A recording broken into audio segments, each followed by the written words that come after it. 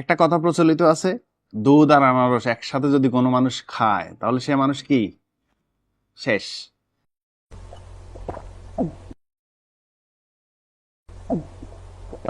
আনারস কিন্তু সিরিয়াস মজার একটা জিনিস।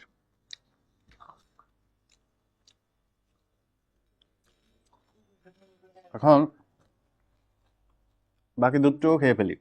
সবাই জানে এই দুটো একসাথে খেলে ভিতরে গিয়ে সেটা বিষ ক্রিয়া হয়ে যায়, বিষ হয় ভিতরে গিয়ে, বিষ হয়ে বিষ খাইলে মানুষের কি হয় ওরকম আর কি। আমি বাকিটা শেষ করি।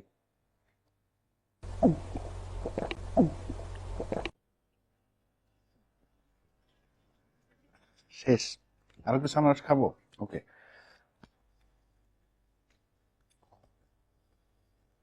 শুনুন, আমি জিনিসটা মুখে বললাম না, মুখে না বলে জিনিস দুটো কিনে নিয়ে এসে আপনাদের সামনে বসে আমি খেলাম।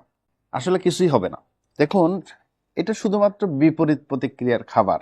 দুধ যে ধরনের খাবার, এটা তার ঠিক বিপরীত প্রতিক্রিয়ার।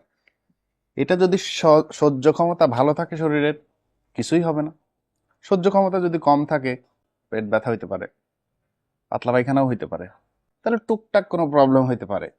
সমাজে প্রচলিত যেটা ভুল আছে যে এই দুটো একসাথে খেলে মানুষ বাঁচে না, এটা ভুল কথা। আমি খেয়ে দেখালাম। মেসেজটা অবশ্যই শেয়ার করবেন, সবারই জানা দরকার।